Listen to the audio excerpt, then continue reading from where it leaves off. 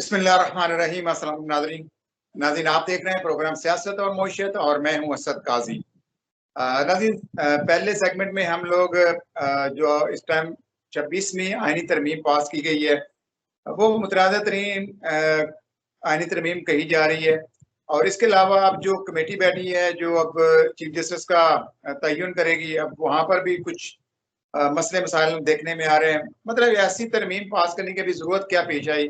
और दूसरा, फजल रहमान ने मुझे कारा साहब ने प्रोग्राम में कहा था कि एंड पे फजल रहमान तरमीम के हक में ही वोट करेगा। और फिर वक्त ने साबित किया, मौलाना साहब मीटिंग्स करते रहे, डीलिंग्स का आई थिंक करते रहे, लेकिन समझ नहीं आई। बार कुछ लोग कह रहे हैं कि कुछ ना कुछ क्रेडिट मौलाना साहब को देना चाहिए। तरमीम के अंदर बहुत सी ऐसी चीजें थी जो मौलाना साहब ने निकलवा दी हैं। अब उनका उसमें क्या फायदा था।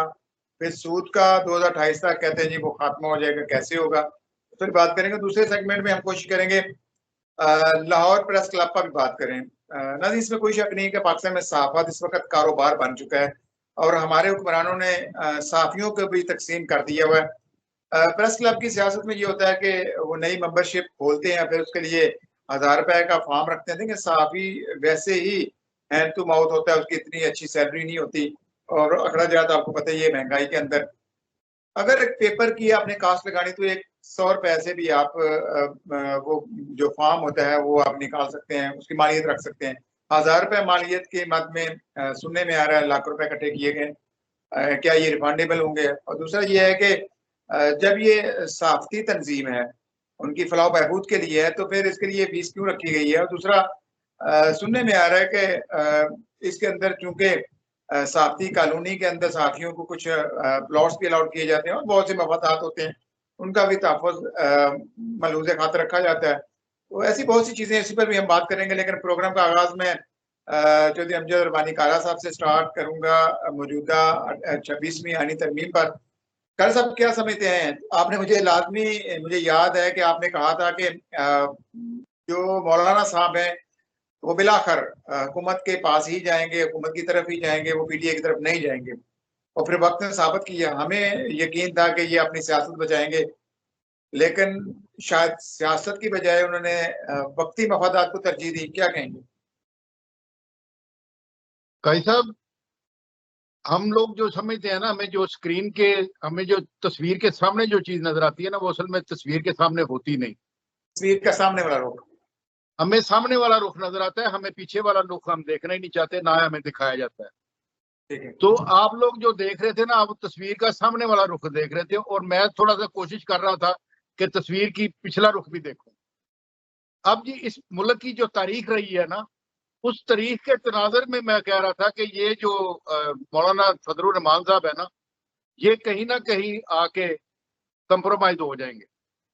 अब वो देखे उन्होंने कैसी एक अच्छी प्लानिंग के साथ सांप भी मार दिया और लाठी भी बचा ली, लेकिन मेरे ख्याल से ना सांप मरा है ना लाठी बची है। मौलाना फजलुर रहमान साहब को देखें, उन्होंने पहले ये असल में ना एक प्रोग्राम बनाया था। इन्होंने प्रोग्राम ये बनाया था कि पहले हम करेंगे कि हम इसमें खौफनाक जो है तरामीम है ना वो डालेंगे, इसके साथ खेलेंगे। ये खेलने का प्रोग्राम था। इन्होंने उसके साथ खेला। पहले मौत से डराएंगे और मौत के बाद छोटी बीमारियों पर राजी कर लेंगे। हाँ, हुआ फिर ऐसे ही ना कि अब करते करते ड्राफ्ट को वो कट करते करते करते इनको मौत दिखा के बुखार पे राजी कर लिया। ठीक है। अब दूसरी तरफ, अब मौलाना फजलुर रहमान ने पीटीआई के किस बंदे से तारीफ नहीं करवाई? हर बंदे ने मौलाना फजलुर रहमान की तारीफ की है जो उसको डीजल डीजल कह के पुकारते थे। और मौलाना में भी पूरा हिस्सा डाला है और उसने भी इमरान खान की तकालीफ के बारे में अपनी बात की है, उसकी भी खुशामद की है। अब बताएं ना कि ये जो कल के जो एक दूसरे के दुश्मन थे, ये कैसे लोग इकट्ठे हो गए? मैं इसीलिए कहता हूं कि सियासत को सियासत ही रहने दिया करें, इसको जाति अनाज ना बनाया करें। हम लोग जो नीचे हैं, हम लोग जाति अनाज पे चले जाते हैं और ये जो है ये एक ही लॉबी में बैठते हैं, एक ही जगह एक ही थाली में बैठ के खाते हैं।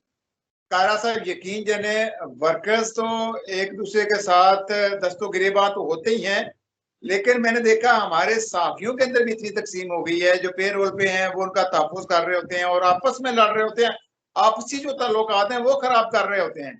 मैं एग्री कर रहा हूँ आपसे। सर बात सुने, मैं कहता हूँ सहाफी जो है ना, असल में वो कोई उसकी कोई हैसियत नहीं है, इसलिए कि ना उसका कोई रोजगार है, ना उसके पास कोई कारोबार है, ना उसके कोई इदारे की तनख्वाह है। अब चलो ऊपर ऊपर आप देख रहे जितने भी ये तो 5-10 ये तो हम 100-150 अगले सेगमेंट में बात करेंगे। अब मुझे बताइएगा, इस वक्त हुकूमत कहाँ फंस गई है? जो कमेटी बनाई गई थी, अगर पीटीआई उसको एक्सेप्ट कर लेती है तो फिर उसने तरमीम को भी एक्सेप्ट कर लेना है। अब आप किसको नया चीफ जस्टिस ऑफ पाकिस्तान बनता हुआ देख रहे हैं, ये भी आप तजिया करें। अच्छा बात यह देखे आप, पीटीआई जो है ना, उसने अभी तक तो इनकार चल रहा है, अभी तक तो वो उसमें नहीं आ रही। सुन्नी ताब के वो जो अपना मौलाना साहब है वो भी नहीं आ रहे, ठीक है। ये अभी तक तो इनकार कर रहे हैं, अभी वो कोई वफद जा रहा है उनको मनाने के लिए। आफ्टर ऑल ये तो फैसला होना ही है, क्योंकि 3 दिन के अंदर अंदर फैसला होना है, काजी साहब ने भी जाना है। तो ये जो गेम रचाई गई है ना, जिसके लिए वो आपको भी पता है, सब सहाफी हल्कों को पता है, गवर्नमेंट को भी पता है। तो मुनीपुर सर इसमें तो मैं तो बिल्कुल किसी शक शुबे में नहीं हूं कि 25 तारीख से पहले पहले आईनी तरमीम करवानी इनको लाजमी थी, तो वो उन्होंने करवा ली। और मैं समझता हूं कि ये एक ही फोकस था, एक ही टारगेट था कि फलां बंदा चीफ जस्टिस ना बने और हमारा बंदा जो है वो चीफ जस्टिस बन जाए। कोई कोई कोई मकसद नहीं। इस वक्त देखें, मैं सुप्रीम कोर्ट के पर काट दिए गए हैं। अब चाहे जो मर्जी मंसूर अली शाह बने या मुनीब अख्तर बने या अफरीदी बने, इससे कोई फर्क नहीं पड़ने वाला। अब उनके पर काट दिए गए, क्योंकि नहीं वो आईनी बेंच जो है वो लहदा हो जाना है। इनके केसेस दूसरी अदालत में चल रहे हैं, यहाँ पे इनके केसेस नहीं चल रहे, इनको कोई खतरा नहीं है आप इसमें। तो आप समझ रहे हैं इस वक्त जो आईनी तरमीम है वो चैलेंज हो सकती है, और इसको कहीं ना कहीं अगर कैंसिल कर देते हैं हमारे मौजूदा जो इस टाइम चीफ जस्टिस बनने जा रहे हैं मंसूर अली शाह साहब, और उनका बेंच कहता है जी ये आईनी तरमीम जो कवानीन थे, जो कवायद थे, उसको फॉलो करके नहीं बनाई गई। नहीं, ये इतना आसान नहीं है, चैलेंज हो जाएगी। अब चैलेंज होने के बाद ये लिंगर ऑन हो जाएगी, ये इसका टाइम ले लेंगे। अब हो सकता है इस गवर्नमेंट के जो टेन्योर है उसमें ना हो सके, ये लिंगर ऑन होती जाएगी। उनका मकसद जो था वो पूरा हो जाएगा, क्योंकि मंसूर अली शाह अगर इन केसेस को सुनते, जो आईनी केसेस थे, तो उनको खतरा था कि ये हमें बाहर फेंक देंगे, ये फैसला कर देंगे, निशिस्तों का भी फैसला कर देंगे और इलेक्शन का भी शायद वो उस तरह फैसला कर दें। लेकिन अब उन्होंने अगर स्टे पे भी आ जाती है, कोई बंदा पार्टी आ जाती है या इस पे कोई अपना कोई रिट कर देती है, तो वो इसको इतना लिंगर ऑन कर देंगे कि ये गवर्नमेंट का टेन्योर पूरा हो जाएगा। आपकी बात से जो समझा हूँ ये है कि मंसूर अली शाह अगर इस वक्त चीफ जस्टिस पाकिस्तान बन जाते हैं, तो जो बयानिया फजल रहमान का था, बाकी पीडीएम का था कि हमने काले नाग का डंग निकाल दिया है, तो ये फिर सुप्रीम कोर्ट को कह रहे थे काला नाग, और फिर अभी क्या कहते हैं उसका जहर निकाल दिया गया। फिर देखें ये 18वीं तरमीम में क्या हुआ था। 18वीं तरमीम में जो था ना, वो इन्होंने जो सारी पावर थी ना, वो उठा के इन्होंने दे दी थी इसको, अपना गवर्नमेंट को, हुकूमत को दे दी थी ना। हुकूमत के बाद फिर 19वीं तरमीम जब आई, जब करवाई उसने अब जस्टिस इफ्तिखार ने, तो फिर वो वापस जस्टिस के पास चली। तरमीम में इख्तियारात सदर को चले गए थे, और उसके बाद जब जरदारी साहब आते हैं तो उस वक्त इख्तियारात सदर का है वो सरेंडर करता है और फिर सूबों को ज्यादा इख्तियारात देते हैं। लेकिन मैंने आज तक जो भी तरमीम देखी हैं वो या डिक्टेटरों ने अपने मफाद में बनाई है या जमहूरी डिक्टेटरों ने अपने मफादात के लिए बनाई है। अगर देखा जाए तो इस पूरी तरमीम के अंदर अवाम के किसी मसाइल को सामने नहीं रखा गया, ना ब्यूरोक्रेसी को ठीक किया गया, क्योंकि इस वक्त तो देखा जाए सबसे ज्यादा बर्बादी जो कर रही है वो ब्यूरोक्रेसी कर रही है। अगर ये खुद करप्ट है भी तो रहे, लेकिन आवाम को सहूलियत दें। आपने एक डेथ सर्टिफिकेट या एक बर्थ सर्टिफिकेट भी लेना हो तो आपको रिश्वत देनी पड़ रही है, बाकी काम तो आप छोड़ ही देना। तो मैं कह रहा हूं कि अगर ये चाहते तो साथ कुछ आवाम को भी रिलीफ दे देते कि हम जी ये जो करप्ट अफसरान है अब इनकी छांटी करने जा रहे हैं, क्योंकि अगला दौर तो मैं देख रहा हूँ कि मुस्तकबिल में सरकारी मुलाजमे नहीं होगा, सारा काम ये ऑनलाइन हुआ करेगा। काजी साहब ये देखें, इस वक्त जो गवर्नमेंट को बने हुए तकरीबन दूसरा साल शुरू हो, दूसरा साल है। अब 2 सालों में इन्होंने एक भी मुझे बताएं कि जो अवाम के मुफाद में तरमीम की हो, कोई एक भी कानून बताएं कि जो अवाम की मुफाद में इन्होंने किया हो। कोई अमेंडमेंट जो ये लाए हूँ, ये हम 77 अभी तक जो आई हैं तरमीमें, वो सारी आई हैं, वो सारी इनके अपने हक में है।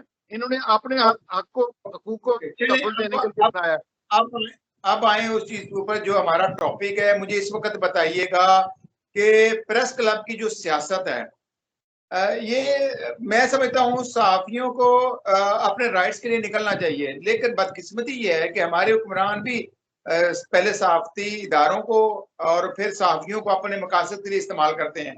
इस वक्त बल्कि मैंने देखा है कि मरियम नवाज की, मैं तो लौंडी कहूंगा, उसने माइक पर कैमरे के सामने कहा है कि हम नौकरियों से फारिग करवाएंगे, और फिर अगले दिन ही हमने देखा कि उसने बहुत से सीनियर सहाफियों को नौकरियों से फारिग करवाया। तो ये फिर आजाद सहाफत तो ना आई। अगर आप समझते हैं कि हमारे हक में बोले तो फिर सहाफत है, अगर हमारे हक में नहीं बोलते तो फिर सहाफत जो है वो जुर्म है। देखें काजी साहब, इस वक्त पाकिस्तान में मुझे कोई सहाफी इदारा एक बताएं जो सहाफियों के हकूक के लिए जो बाहर निकला हो। किसी बंदे ने, कितने जुल्म हुए हैं सहाफियों के साथ, अभी कितने पर्चे हुए हैं सहाफियों का इस दौर में कितने लोगों को नौकरी से निकाला गया है। कोई किसी प्रेस क्लब का एक सदर या एक जनरल सेक्रेटरी या एक बंदा, कोई नुमाइंदा जिसने आके कोई प्रेस कॉन्फ्रेंस की हो कि ये हमारे हकूक के खिलाफ डाका है, ये हमारे साथियों को आपने जो है वो जलीलो ख्वार कर रहे हैं, लिहाजा हम इनके हकूक के लिए खड़े हैं, हम एहतजाज करेंगे उस वक्त तक जब तक ये बहाल नहीं होते या इनके खिलाफ केसेस खत्म नहीं होते।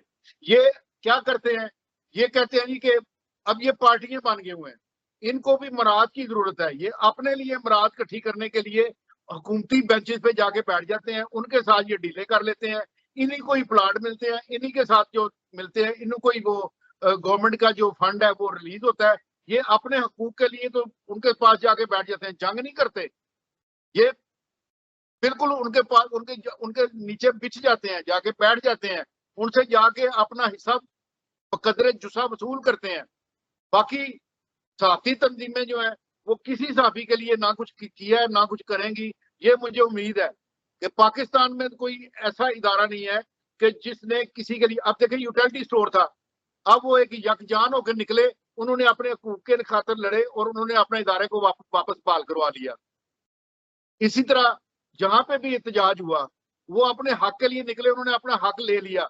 लेकिन हमारे अंदर डिवाइड इतनी है साफियों के अंदर, हमारे अंदर ये है कि ये फलां पार्टी के, हम पार्टियां बन गए हैं। आप जितने देखें ना, यूट्यूबर देख लें या साफी देख लें, किसी का भी तजिया देख लें, तो आपको उसके तजिए के अंदर किसी ना किसी पार्टी की झलक नजर आएगी, वो किसी ना किसी साइड पे जाता हुआ नजर आएगा। वो सहाफत जो है, मैंने जो स्टडी किया है कि इस टाइम प्रिंट मीडिया तकरीबन बंद हो चुका है। कोई बंदा अब अखबार मजबूरी में देखता होगा, उसको आदत पड़ी हुई बचपन से। दूसरा मैंने देखा जो मेन स्ट्रीम चैनल्स हैं उनकी रेटिंग भी तकरीबन खत्म हो चुकी है। लोग अब केबल्स नहीं देखते, टीवी चैनल डिशेस नहीं देखते। अब मेरे पास एंड्रॉइड एलसीडी होती है, एलईडी होती है, आप उसमें मर्जी का वीलॉगर लगाते हैं, यूट्यूब चैनल लगाते हैं और देख लेते हैं, तो उनके व्यूज देख लें। इवन जो बड़े बड़े चैनल्स हैं, मीडिया हाउसेज हैं, उन्होंने भी अपने यूट्यूब चैनल बनाए हुए हैं। लेकिन बदकिस्मती है कि ये जो 2.5-3 साल पीडीएम का दौर है, इस दौर के अंदर इतनी फस्तायत हमने देखी है कि इतना तशद्दुद देखा है एक सियासी पार्टी के ऊपर भी और खासतौर पर सहाफियों के ऊपर भी। लेकिन दोनों मजलूम है, अब कोई भी नहीं निकलता, ना अवाम निकलती, अवाम के साथ भी यही कुछ हो रहा है।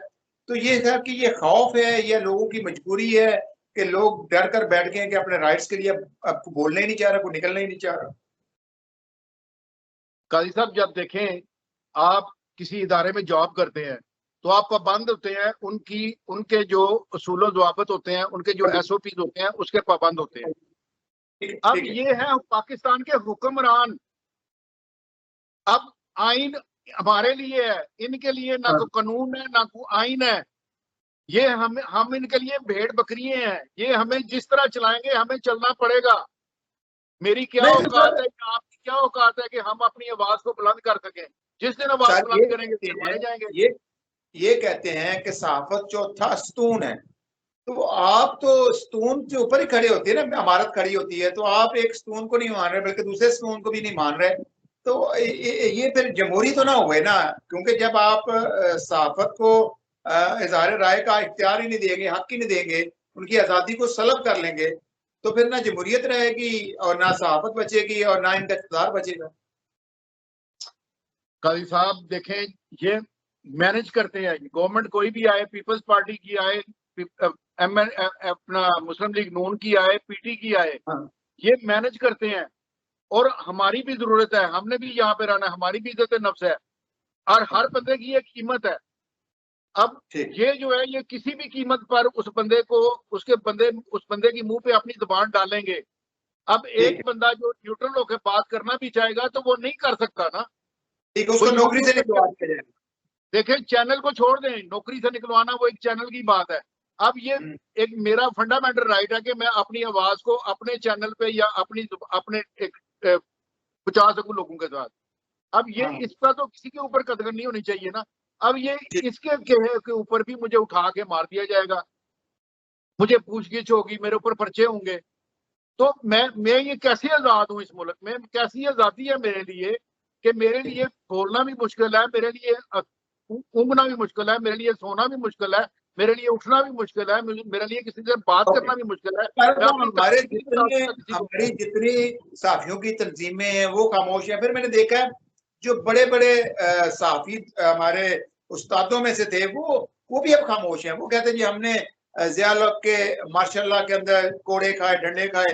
अब मैं देखता हूँ आप सारे खामोश हैं। वो कहते हैं जी जिसको मार पड़ी है वो यूट्यूबर है, वो साफी नहीं है, और फिर उसको ऑन भी नहीं करते और फिर खुद को कहते हैं हमसे बड़ा साफी कोई नहीं है और सहाफत का आलमबरदार भी कोई नहीं है। मराहत उसी तरह ले रहे हैं, सहूलियात उसी तरह ले रहे हैं। बड़े बड़े कॉलमिस्ट हैं जो इससे पहले इनकलाबी बनते थे, अब खामोशी से सब कुछ होता हुआ देख रहे हैं। नजर भी आ रहा है कि जो कुछ हो रहा है, और ऐसी फस्तायत पाकिस्तान की हिस्ट्री में नहीं हुई। भाई साहब, जो आप बात कर रहे हैं ना पुराने लोगों की, जो पुराने साथी हैं, अब वो ना अपनी इज्जत की खातिर उन्होंने कहा यार हमने हर दफा हर दौर में हम मुशर्रफ का दौर देखा है, डिक्टेटर का दौर देखा है, हमने जमहूरियत का दौर देखा है, हमने सख्त से सख्त जो हुक्मरान है उनके दौर देखे हैं, उनके हबीब जालद जैसे लोग, फैज अहमद फैज जैसे लोग। अब ये लोग जो है, लेकिन आपने बात की मुशर्रफ की, मुशर्रफ साहब के दौर में ये मीडिया हाउसेज आए थे, उसके दौर में कम से कम मैं उसको क्रेडिट जरूर दिया करता हूँ कि उस बंदे ने इतने 60 चैनल उस तरह लेके आए, उनको लाइसेंस दिए और उनकी वजह से सहाफत आया। एंड पे मुझे याद है जाते हुए उसने भी सहाफत के ऊपर शबकुन मारा था, लेकिन उसने वाज़ेह कर दिया था हमारे साथियों को और उस वक्त के अहमद मीर साहब को। आज क्यों नहीं बोलते? उन्होंने कहा जी हमने सहाफत आजाद अपनी जोर बाजू से हासिल की है। तो अब किधर गई आपकी सहाफत? अब तो आप थोड़ा बोलते हैं, लेकिन जितना बोलना चाहिए उस तरह नहीं बोलते। तो अब ये है कि अब तो मुकाबला होगा कि जो राइट के लिए बोलेगा, जो हक के लिए और अवाम के लिए बोलेगा, अवाम उसे देखेगी। यकीन जाने अब रेटिंग नहीं आ रही, चैनल्स को लोग नहीं देखते। तो अब दूसरा मैंने देखा है मरियम नवाज कहती है कि मीडिया के ऊपर मेरी खबरें चलाओ, ये और ये। मुझे बताओ अवाम तो नहीं मान रही ना। आप एक खबर किसी की जगह उसको प्रमोशन की खबर चला देते हैं, लोग तो उसको तस्लीम नहीं करते ना। लोग तो ऑन ग्राउंड देखेंगे क्या महंगाई में कमी आई, क्या बिजली के बिलों में कमी आई, और क्या इसके अलावा रोजगार के मौके खुले।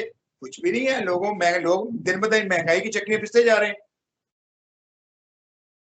भाई साहब, लोगों का मसला जो है ना, वो ये नहीं है कि कौन गवर्नमेंट कर रहा है। लोगों का मसला इस वक्त जो है ना, वो है रोजगार, तालीम, पानी, वो नहीं मिल रहा है।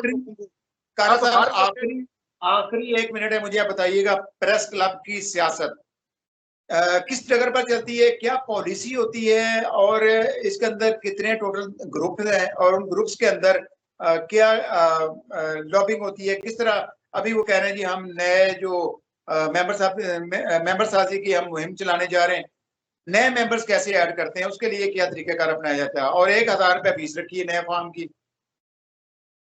भाई साहब, मैंने ना किसी बंदे से बात की, मैंने कहा यार एक दोस्त है मिलने वाले, उन्होंने कुछ अप्लाई किया है इसके लिए, तो उन्होंने बड़ी खौफनाक मुझे चीजें बताई। उसने कहा कि यार जो लाहौर प्रेस क्लब है ना, इसमें तो इसमें तो आपने अगर मेंबरशिप लेनी है तो उसका एक रेट है। अब वो रेट आपको देना पड़ेगा। मैंने कहा यार वो रेट क्यों देना पड़ेगा? उसने कहा जी कि ये वो क्लब है कि जिसको गवर्नमेंट ओन करती है और उसके अगेंस्ट वो उनको प्लॉट्स देती है।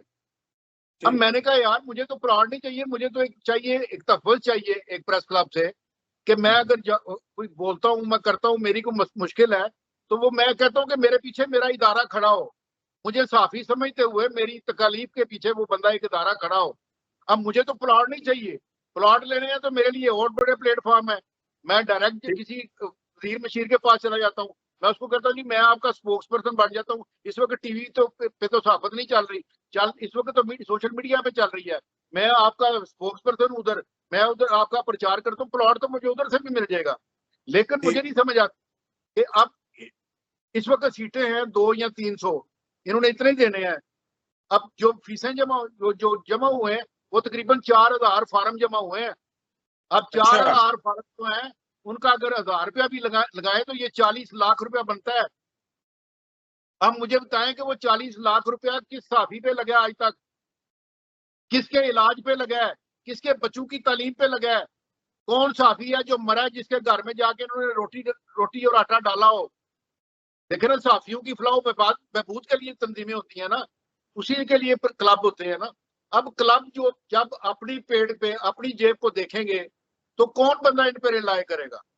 अब तो ये तो मैं आपको पहले आपने खुद ही कहा था कि ये अब जो जाती चीजें रह गई हैं, इंसानियत तो खत्म हो गई है। इंसानियत के लिए कोई नहीं है, लोगों के लिए कोई नहीं है, ये सिर्फ जाती चीजें हैं सारी। चलें, खान साहब आपका बहुत शुक्रिया। कल फिर हम किसी और टॉपिक पे प्रोग्राम करेंगे। नाज़रीन, आपने खान साहब की बातें सुनी। इस तरह पाकिस्तान में सहाफत भी मैं समझता हूँ कारोबार बन चुकी है, और सेठ जो है करोड़ों अरबों रुपए लगाता है चैनल के लिए, तो वो उसमें से मुनाफा कमाने के लिए लगाता है, वो कोई की खिदमत गला के काम नहीं कर रहा होता।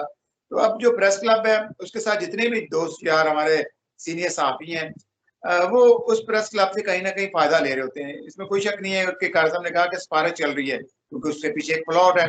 तो ये सिस्टम जो है ये हमारे हुक्मरानों ने, करप्ट हुक्मरानों में कहता होता हूँ, करप्ट हुक्मरानों ने पूरा मुआशरा ही करप्ट किया हुआ है। तो इसमें सहाफत जैसे एक मुकद्दस पेशे को भी इन्होंने करप्ट कर दिया। लोग अपनी जरूरत के लिए प्रेस क्लब के साथ जुड़ रहे, और फिर जो हक सच की बात है, माफिया के खिलाफ जो बोलना होता है, वो उस तरह आजादी से नहीं बोल पाता। और फिर अगर आप चैनल में हैं तो आपको चैनल से भी निकलवा दिया जाता है। तो अब देखते हैं, आज के प्रोग्राम से इतना ही। कल फिर